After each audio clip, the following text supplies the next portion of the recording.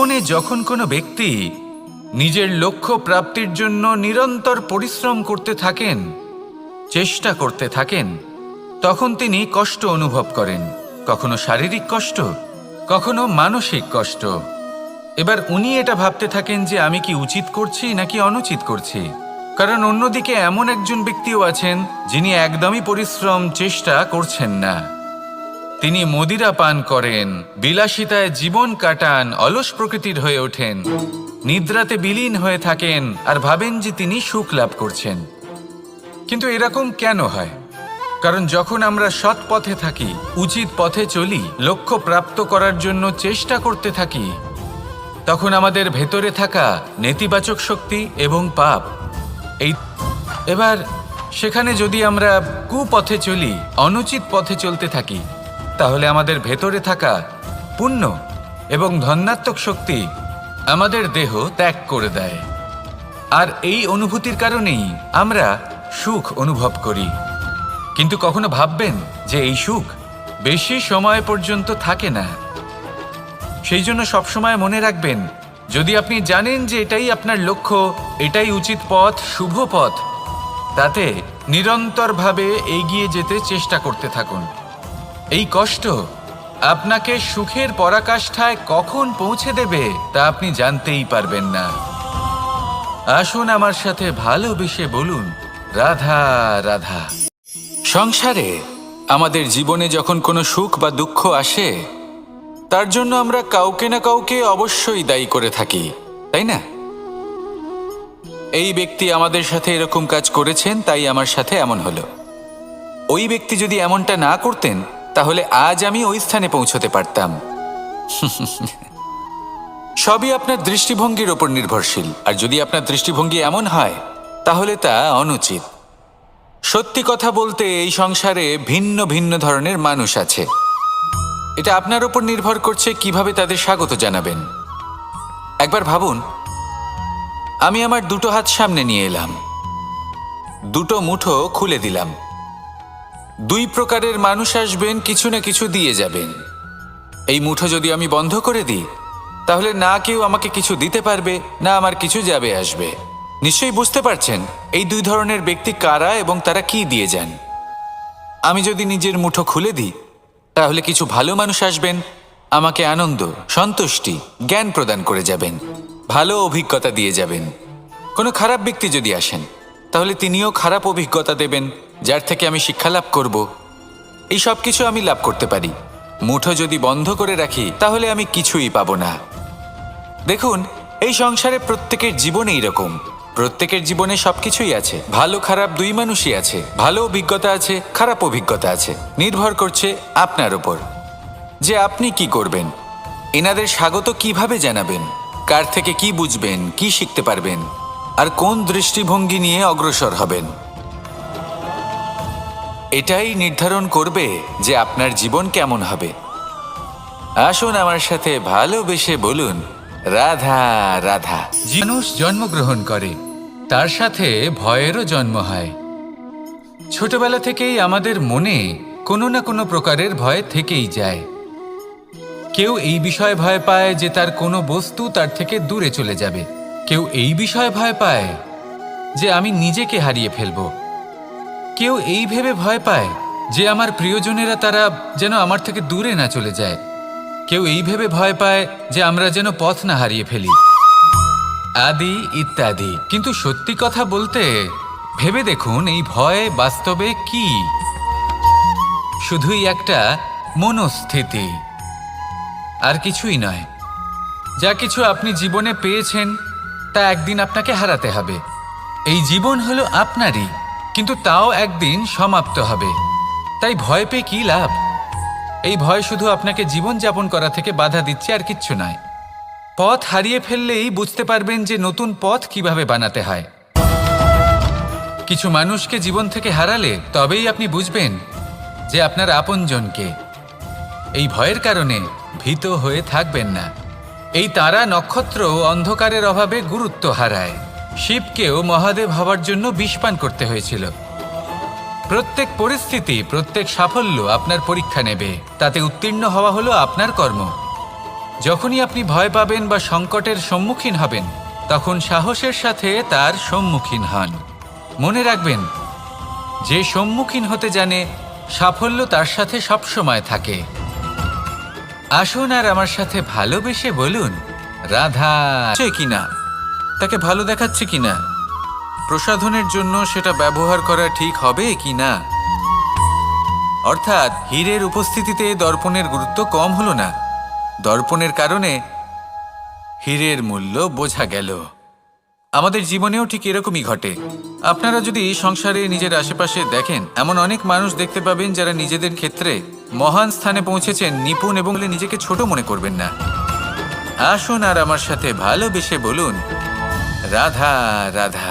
মানুষ যখন এই সংসারে প্রবেশ করে, অর্থাৎ জন্মগ্রহণ করে, তখন নিশ্চিন্তে থাকে, আনন্দে থাকে। কিন্তু যেইমাত্র তার মধ্যে বোধশক্তি আসে, তখন সে আবার চিন্তায় মগ্ন হয়ে যায়। ভাবে, এই যে আমার পরিবার, আমি কি ঠিকমতো তার খেয়াল রাখতে পারছি? কাল যখন আমি এই সংসার থেকে চলে যাব, তখন আমার এই পরিবারের দেখাশোনা কে করবে? শেষ পর্যন্ত এই পরিবার তো আমারই উত্তরদায়িত্ব। যাক, আপনাকে একটা প্রশ্ন করি। এই সংসারে আসার পূর্বে আপনি কি এই প্রশ্ন করেছিলেন, এটা ভেবেছিলেন যে আমাকে ছাড়া এই সংসার কিভাবে চলবে? করেননি, তাই তো? তাই আপনার এটা নিয়ে দুশ্চিন্তা করার প্রয়োজন নেই যে আপনি যখন এই সংসার ত্যাগ করে চলে যাবেন তখন কি হবে। আপনি যখন ছিলেন না তখনও এই সংসার চলছিল, আপনি যখন এই সংসার ত্যাগ করবেন তখনও এই সংসার চলতে থাকবে। যদি কোনো বিষয়ের প্রভাব থাকে, তা হলো আপনার আজকের তথা বর্তমানের কর্ম। অর্থাৎ আজ আপনি কি করছেন, কার জন্য মঙ্গল করছেন, কাকে প্রেরণা দিচ্ছেন, কাকে সাহায্য করছেন, কোন উদাহরণ প্রস্তুত করছেন। আপনি এই সংসারে যে ছবি অঙ্কন করবেন, সংসার সেটাই মনে রাখবে। তাহলে শুধু সৎকর্ম করুন, মঙ্গল করতে থাকুন, আর আমার সাথে ভালোবেসে বলুন, রাধা রাধা। এই সংসারে সবথেকে বেশি কোমল বস্তু হলো রেশম। এই রেশম এতটাই কোমল হয় যে এর পুরো একটা থান শুধুমাত্র একটা হাতে ধরা সম্ভব। কখনো ভেবে দেখেছেন এই রেশম কিভাবে হয়? একটি কীট তার লালার দ্বারা উৎপন্ন হয়। এই কীট সেই রেশমকে পাক দিতে থাকে, পাক দিতেই থাকে, আর আস্তে আস্তে তার মধ্যেই জড়িয়ে পড়ে। শেষে ওর এই সুন্দর অমূল্য সৃষ্টি রেশমের এই সুতো, তার নির্মাণ কার্য পূর্ণ হয়। কিন্তু তাতেই ও নিজে বন্দী হয়ে যায়। নিজেরই মায়াজালের এই বন্দি গৃহে নিজেই ফেঁসে যায়। এবার এই সুতোকে ব্যবহারযোগ্য করে তোলার জন্য এই কীটগুলিকে এই কবচের সাথেই ফুটন্ত জলে ফেলে দেওয়া হয়। এই সংসারে যদি আমাদের স্বপ্ন এই সংসারের দুঃখ হরণ করার জন্য, এই সংসারে সুখ বিতরণ করার জন্য হয়, তবেই আমাদের প্রগতি সম্ভব। যদি আমাদের এই স্বপ্ন শুধুই আমাদের এবং আমাদের স্বার্থ সিদ্ধির জন্য হয়, তাহলে এই স্বপ্ন আমাদের অন্ধ করে দেবে, আমাদের অন্ধকারের পথে নিয়ে যাবে, আর আমরাও সেই কীটের মতো হয়ে যাব। নিজেদেরই মায়াজালে আমরা নিজেই ফেঁসে যাব, আর শেষে আমরা যদি কিছু লাভ করি তা হবে একাকিত্ব, অন্ধকারময় মৃত্যু। তাই স্বপ্ন অবশ্যই দেখুন, কিন্তু এমনভাবে স্বপ্ন দেখবেন না যে তার এই বন্দিগৃহে আপনি নিজেই ফেঁসে গেলেন। স্বপ্ন দেখুন পরোপকারের, পরমার্থের, সবাইকে উদ্ধারের, অন্ধকারের নয়।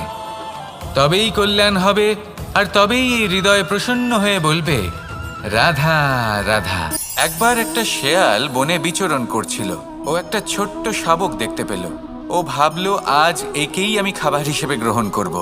এরকম কিছু করিনি, কিন্তু যদি আপনি এরকম বলেন কোনো প্রমাণ দিন, এর কোনো সাক্ষী আছে, তখন রাজা সিংহ পেঁচাকে ডেকে পাঠালেন, যে সেই মুহূর্তে বৃক্ষের শাখার ওপর বসেছিল, সে সব কিছু দেখেছিল। পেঁচা সব সত্যি কথা বলল, আর শেয়ালকে মৃত্যুদণ্ড দেয়া হলো। এবার এই কাহিনী আমি আপনাকে কেন শোনালাম? কারণ মানুষও কখনো কখনো এরকম কর্ম করেন যা শিয়াল করেছে। এটা ভাবেন কেউ দেখছে না, যখন আমি অনুচিত কর্ম করতেই পারি। কিন্তু না, আপনি যাই করুন না কেন, কেউ না কেউ অবশ্যই তা দেখছে। কোনো ব্যক্তি না হলেও কোনো প্রাণী, না হলে কোনো যক্ষ বা দেব বা প্রেত।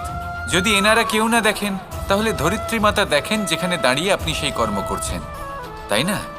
তাই একটা কথা সবসময় মনে রাখবেন, কে দেখছেন কে দেখছেন না সেই বিষয়ে ভাবা ছেড়ে দিন।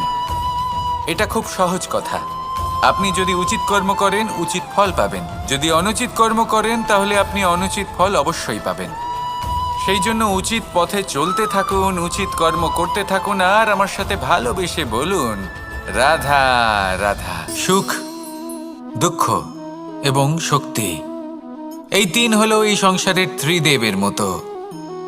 আমাদের জীবনে যা কিছু ঘটছে এই তিনটির ভিত্তির উপরেই হচ্ছে।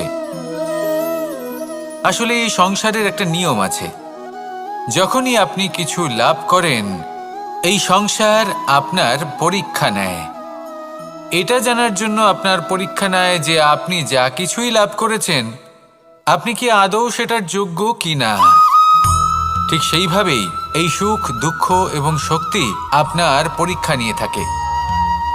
যখন সুখ আসে, তখন সে আপনার পরীক্ষা নেয় যে আপনার মধ্যে অহংবোধ জাগ্রত হয়নি তো।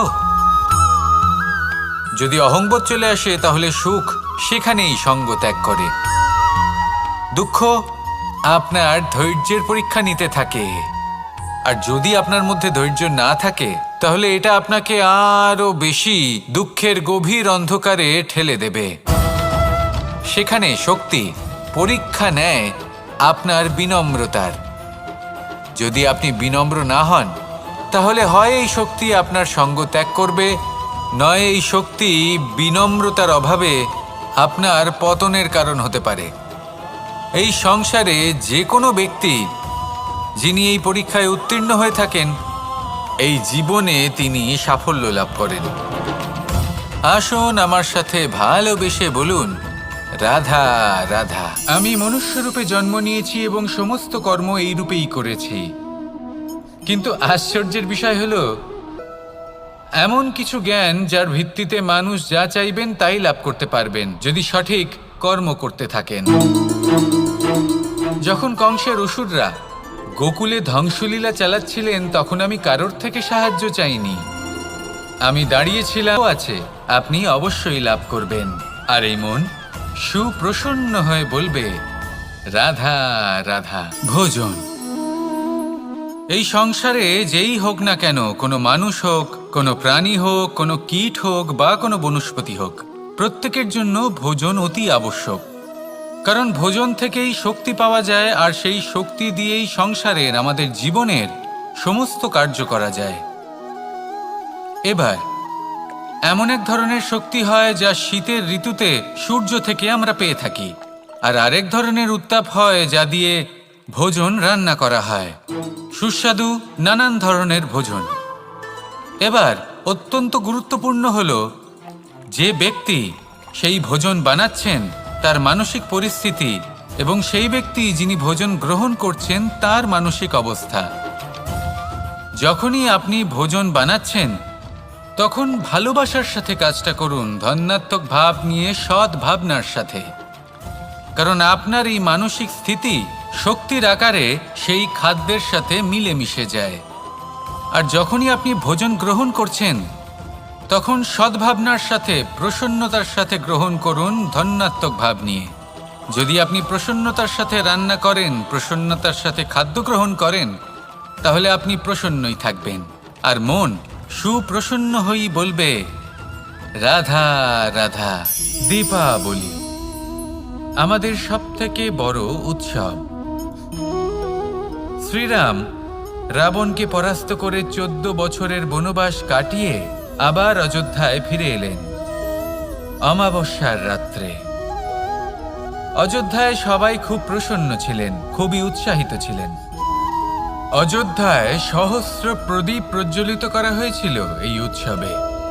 একে আমরা দীপাবলি বলে থাকি। এবার এই বিষয়ে আমরা সকলে জানি। আপনি কি এটা জানেন যে শ্রীরাম বাস্তবে অমাবস্যার এক রাত আগেই অযোধ্যায় পৌঁছে গেছিলেন? সবার সামনে অমাবস্যার রাতে এসেছিলেন। এর কারণ কি? শ্রীরাম প্রমাণ করতে চেয়েছিলেন যে যে কোনো সময়, দিন হোক বা রাত, শুভ বা অশুভ হয় না। শুভ অশুভ কিছু থাকলে তা হলো মানুষের চিন্তা, তার ভাবনা, তার নির্বাচন আর তার কর্ম। নিজেই দেখে নিন, শ্রীরাম শুভ কাজ করে ফিরে দীপাবলি বলা যেতে পারে। তাহলে নিজের পরিবারের সাথে দীপাবলি পালন করুন, আপনাদের শুভেচ্ছা জানাই। আসুন আর আমার সাথে ভালোবেসে বলুন, রাধা রাধা। এই শুকনো পাতাটিকে দেখুন, নিষ্প্রাণ হয়ে পড়েছে। কোনো একটা সময় এই পাতাটি একটা গাছের ডালে ছিল। সেই গাছ ওর লালন পালন করত। যখন যখন বাতাস বইত, এই পাতায় কম্পন দেখা দিত, মনকে প্রফুল্ল করে তুলত। কোনো একদিন এই পাতা গাছের ডাল থেকে ঝরে পড়ে গেল। নিঃসন্দেহে ও নিজের স্বাধীনতা পেল, কিন্তু আস্তে আস্তে শুকিয়ে গেল, নিষ্প্রাণ হয়ে গেল। দেখুন, আমি এই কথা বলছি না যে স্বাধীনতা অনুচিত, কখনোই না। কিন্তু যে কোনো পরিস্থিতিতে স্বাধীন হতে চাওয়া এটা নিশ্চিতরূপে অনুচিত। আমরা যদি আমাদের জীবনে পরিবারের গুরুত্ব ভেবে দেখি, তাহলে এই পরিবারে যতই মতভেদ থাকুক না কেন, যতই মনোমালিন্য থাকুক না কেন, যতই বিবাদ থাকুক না কেন, এই সব মিটিয়ে নেওয়া অত্যন্ত প্রয়োজনীয়। সেই সব কিছু সমাপ্ত করা অত্যন্ত প্রয়োজনীয়। কখনো এই পরিবারকে ভাঙতে দেবেন না, কখনো এই পরিবার থেকে দূরে চলে যাবেন না। এই পরিবার হলো আমাদের জীবনের একটা অমূল্য সম্পদ, অমূল্য এক আশ্রয়, যা এই সংসারে হয়তো কোথাও আপনি পাবেন না। তাই একে আগলে রাখুন। ভেবে নিন, আপনি পাতা আর আপনার পরিবার সেই গাছ। আসুন আমার সাথে ভালোবেসে বলুন, রাধা রাধা। জীবনে এমন কিছু কাজ রয়েছে যা আমাদের কখনোই করা উচিত নয়, যেমন আশা করা। যদি আপনি আশা করেন আর আপনার আশা পূর্ণ না হয়, আপনি খুবই কষ্ট পাবেন।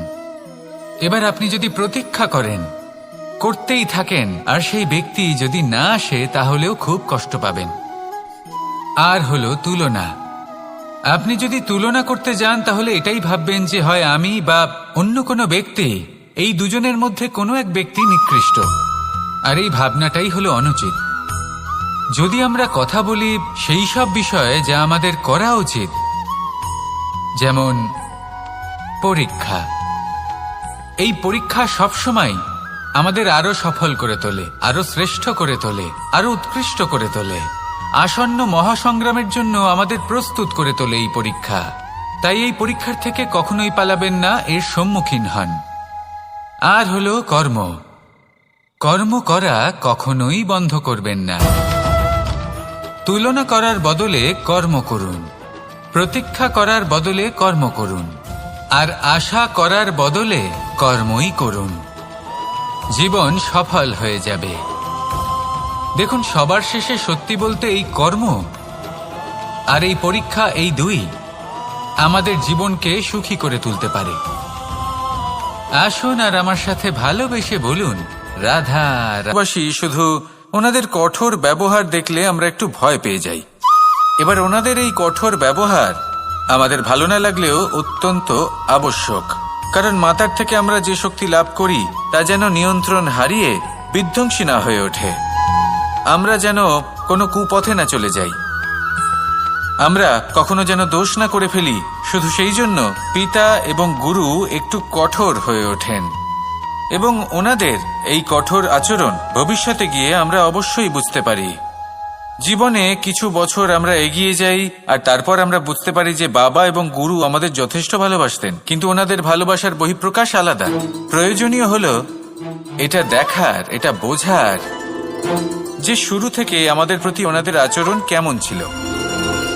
ওনাদের কঠোর হওয়ার পেছনে ওনাদের ভালোবাসাটা বোঝার চেষ্টা করুন, ওনাদের চিন্তাটা বোঝার চেষ্টা করুন, ওনাদের পথপ্রদর্শনের আড়ালে আপনার ভবিষ্যতের জন্য যে পরিকল্পনা ওনারা করেছেন সেটা বোঝার চেষ্টা করুন। তখন আপনারা বুঝতে পারবেন ওনাদের ভালোবাসাকে। আপনার মনের মধ্যে আপনা থেকেই ওনাদের প্রতি সম্মান জেগে উঠবে। নিজের পিতা এবং নিজের গুরু এই দুজনের প্রতি কৃতজ্ঞতা প্রকাশ করুন আর আমার সাথে ভালোবেসে বলুন, রাধা রাধা। আমি অনেক সংখ্যক মানুষকে দেখেছি, তাদের কাছে অত্যাধিক জ্ঞান আছে, শিল্প আছে, ধন আছে, কীর্তি আছে, কিন্তু তারা এই অসম্ভব কাজ বাস্তবায়িত করে দেখাতে হবে, আদি ইত্যাদি। এবার ঠিক যেমন স্বপ্ন দেখেন সেইভাবে অজুহাতও খুঁজে নিয়ে আসেন। আমি এই স্বপ্ন পূরণ করতে পারলাম না, কারণ আমাকে কেউ সাহায্যই করল না, কারণ আমি দুর্বল হয়ে পড়েছিলাম, কারণ আমার কাছে সময়ই ছিল না, আদি ইত্যাদি। এবার সাফল্য এবং অসফলতার মাঝখানে এই ধরনের সংঘর্ষ হতে থাকে। সাফল্য তখন লাভ করা সম্ভব যখন আপনার স্বপ্ন আপনার অজুহাতের থেকে অনেক বড় হয়, আর অসফলতা তখন পাবেন যখন আপনার অজুহাত আপনার স্বপ্নের থেকে অনেক বড় হয়। আপনি যদি সাফল্য লাভ করতে চান তাহলে চেষ্টা করতে থাকুন, পরিশ্রম করুন। যদি অসফল হন তাহলে ভয়ভীত হওয়ার কোনো প্রয়োজন নেই। নিজের ভুল বুঝুন, তাকে শুধরে নিন, আবার চেষ্টা করুন। কিন্তু যদি নিজের জীবনে অজুহাত নিয়ে আসেন তখন স্বপ্ন কখনো পূরণ হবে না। আসুন আমার সাথে ভালোবেসে বলুন, রাধা রাধা। ভয়ের সাথে আমরা সবাই পরিচিত, কষ্টও আমরা সবাই পেয়েছি। কখনো কখনো আমরা অসুস্থ হয়ে পড়ি, আর এমন সময় হলে মাতার মমতা, কখনো বাবার স্নেহ, কখনো বন্ধুদের পাশে থাকার অনুভূতি আমাদের রোগ নিরাময়ে সাহায্য করে। কখনো যদি আমরা নিরাশ হয়ে পড়ি, তখন যদি আমাদের কোনো আপনজন আমাদের দুটো ভালো কথা বলে, তখন আমাদের মনোবল বেড়ে যায়। ঠিক তেমন সংসারের এই রঙ্গমঞ্চে যদি আপনি পীড়িত অনুভব করেন, কিছু শুভ কথা আলোচনা করুন, কিছু স্তুতি গান করুন, কিছু মুহূর্তের জন্য হলেও নিজের ইষ্টদেবের কথা স্মরণ করুন আর প্রার্থনা করুন।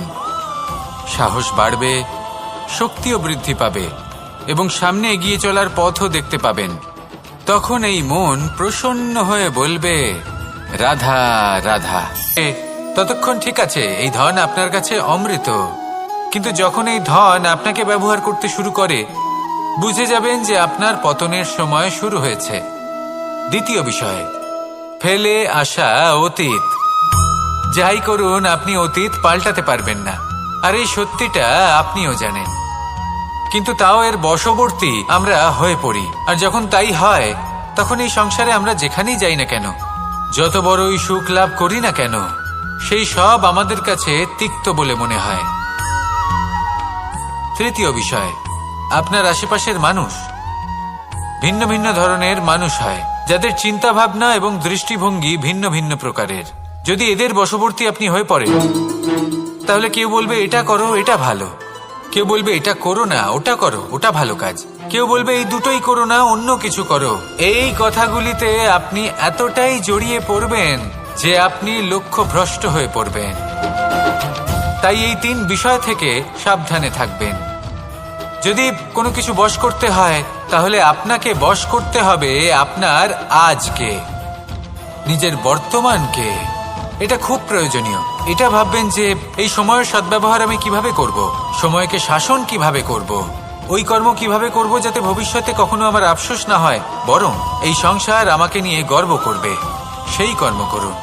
আর যখন আপনি এটা শিখে নেবেন, তখন আপনি নিজেই নিজেকে প্রকৃত অর্থে ভাগ্যশালী করে তুলবেন। আসুন আমার সাথে ভালোবেসে বলুন, রাধা রাধা। অনেক সময় আমরা কারোর নীরবতাকে তার দুর্বলতা ভেবে বসি। হতেই পারে সেই ব্যক্তি উত্তর দিতে চাইছেন না, হতে পারে অন্য কোনো কারণ আছে যা আমরা বুঝতেই পারছি না। সেই জন্য তাকে দুর্বল ভেবে নেওয়া অনুচিত। দেখতে গেলে এই বিশাল সমুদ্র এও কিন্তু নীরব, শান্ত হয়। কিন্তু যখন সে রুদ্র মূর্তি ধারণ করে, তখন কি হয়? সমগ্র সংসারকে বিনাশের পথে নিয়ে যায় এই সমুদ্র, প্রলয় সৃষ্টি করে। সেই জন্য কারোর সহ্য শক্তিকে দুর্বলতা বলে মনে করবেন না, কারণ যদি এই নীরবতা নিজেকে ভেঙে বেরিয়ে আসে, তাহলে তা বিনাশের সমস্ত সীমা পার করে যেতে পারে। তাই এই নীরবতাকে সবসময় বুঝুন, সবসময় একে সম্মান করতে শিখুন আর আমার সাথে ভালোবেসে বলুন, রাধা রাধা। কখনো কোনো চাতক পাখিকে দেখেছেন? কথায় আছে যে বছরে মাত্র একবার সে তার তৃষ্ণা মিটিয়ে থাকে, আর তাও আকাশে ভেসে থাকা মেঘের দ্বারা ঘটানো বৃষ্টির জলের ফোঁটা থেকে। আর কোথাও থেকে সে তার তৃষ্ণা, যেমন দেখুন একটা সূর্যমুখী ফুল সারা রাত অন্ধকারের সাথে যুদ্ধ করে, কারণ তার বিশ্বাস যে ভোরবেলায় সূর্য তাকে অবশ্যই দর্শন দেবেন। সেটাও বিশ্বাস ছিল যার উপর ভরসা করে মনু একটা নৌকা নিয়ে বেরিয়ে পড়েছিলেন এবং সমস্ত সৃষ্টিকে প্রলয়ের হাত থেকে বাঁচিয়েছিলেন। সেটাও ছিল ভালোবাসার প্রতি বিশ্বাস যার উপর ভরসা করে বানর এবং ভাল্লুক সেনা নিয়ে শ্রীরাম আক্রমণ করেছিলেন সমস্ত বরদানপ্রাপ্ত অসুরগণ এবং রাক্ষসগণের লঙ্কায় এবং জয় লাভ করেছিলেন। এই বিশ্বাসই হল এই বিশ্বের আশা। বিশ্বাস রাখুন যে আপনি হলেন সর্বশ্রেষ্ঠ এবং শুধুই নিজের কর্ম করতে থাকুন। এই বিশ্বাসের আশাই আপনাকে প্রতি মুহূর্তে বল প্রদান করবে। এ হলো আমার বিশ্বাস। আসুন আর আমার সাথে ভালোবেসে বলুন, রাধা রাধা। তো বড় সমস্যার সমাধান করতে পারবেন। এবার যদি কথা বলি সবথেকে কঠিন সময়ের, তাহলে সেটা হলো বিচ্ছেদের। যা মা সীতাকে সহ্য করতে হয়েছে শ্রীরামের জন্য, রাধা কৃষ্ণকেও সহ্য করতে হয়েছে। যে ব্যক্তি বিচ্ছেদের সময় সঠিক পথে চলে এসেছে সে জীবনে অনেক শ্রেষ্ঠ স্থানে অবশ্যই পৌঁছতে পারবে। এবার যদি কথা বলি সবথেকে জরুরি এবং গুরুত্বপূর্ণ সময়ের, তাহলে সেটা হলো সংযোগ। সকলকে সাহায্য করতে থাকুন। আপনি অন্যদের সাহায্য করে তাদের যত আনন্দ দিতে পারবেন ততটাই আনন্দ আপনারও জীবনে অবশ্যই আসবে। আসুন আর আমার সাথে ভালোবেসে বলুন, রাধা রাধা। সংসারে সকলে উঁচুতে উঠতে চায়, কেউ নত হতে চায় না। সবাই এটা মনে করে যে নত হওয়ার অর্থ হলো তাদের আত্মসম্মান এবং অহংবোধের বিরুদ্ধাচরণ করা। তাদের মনে হয় যে যদি আমরা নত হই সংসার আমাদের দুর্বল মনে করবে, তাদের শৌর্য এবং তাদের ব্যক্তিত্বের অপমান হবে। কিন্তু এটা কি সত্যি? প্রত্যেকবার নত হওয়ার অর্থ কি সম্মানহানি হওয়া? কখনোই নয়। আপনি নিজের জীবনকেই দেখে নিন। আপনার কোনো অমূল্য জিনিস যদি নিচে পড়ে যায় তাহলে তাকে কিভাবে তোলেন? সেই বস্তুকে তোলার জন্য আপনাকে নত হতেই হবে। আপনি বড়দের আশীর্বাদ কিভাবে লাভ করেন? আপনি নত হয়ে তবেই তাদের আশীর্বাদ লাভ করতে পারেন, তাই না? ভেবে দেখুন, আপনি একটা পথে হাঁটছেন, আপনি দেখতে চাইছেন যে আপনি সঠিক পথে হাঁটছেন কিনা, পায়ের নিচে কাঁটা পড়ে আছে কিনা, কিভাবে তো প্রয়োজনীয়, কিন্তু তা যেন কখনো অহংকারে পরিণত না হয়। এই বিষয়ে অবশ্যই নজর রাখবেন এবং আমার সাথে ভালোবেসে বলবেন, রাধা রাধা। আমাদের জীবনে অনেক ধরনের ব্যক্তি এসে থাকেন। কেউ কেউ আমাদের সাথে থেকে যান, কেউ আমাদের থেকে দূরে চলে যান। কেউ ভালো মানুষ হন, কেউ খারাপ মানুষ। কিন্তু আমরা সবসময় সেই সময়টাকে নিয়ে দুঃখ প্রকাশ করি যখন আমাদের জীবনে কোনো খারাপ ব্যক্তি প্রবেশ করেন। তারা আমাদের খারাপ অনুভূতি দেয়। খারাপ মানুষ, ভালো মানুষ সবার জীবনেই আসেন এবং সকলকেই একটা অমূল্য শিক্ষা দান করে যান। এবার আপনি নিজেই ভেবে দেখুন, জীবনে যখন প্রথমবার আপনি আগুন স্পর্শ করেছিলেন তখন আপনি একটা শিক্ষা লাভ করেছিলেন যে আমাকে আগুনের থেকে একটু দূরে থাকতে হবে। তারপর আস্তে আস্তে আপনি শিখলেন যে কিভাবে এই আগুনকে নিয়ন্ত্রণে রাখতে হবে। তারপর আপনি শিখলেন যে কিভাবে নিজের জীবনে তাকে প্রয়োগ করতে হবে, তা সে অন্ধকারে প্রকাশ লাভ করার জন্য হোক বা খাবার বানানোর জন্য। সেইভাবেই কোনো খারাপ ব্যক্তি যখন আপনার জীবনে আসে কোনো শিক্ষা দিয়ে যান, তার প্রতি কৃতজ্ঞ থাকুন। তার বিষয় খারাপ ভাবার বা খারাপ অনুভূতি নিয়ে থাকার কোনো প্রয়োজন নেই। সেই শিক্ষা লাভ করুন, ইতিবাচক মনোভাব নিয়ে জীবনের সামনে এগোতে থাকুন। কেউ নেই যিনি আপনাকে বাধা দিতে পারেন। আসুন আমার সাথে ভালোবেসে বলুন, রাধা রাধা। অনেক সময় আমরা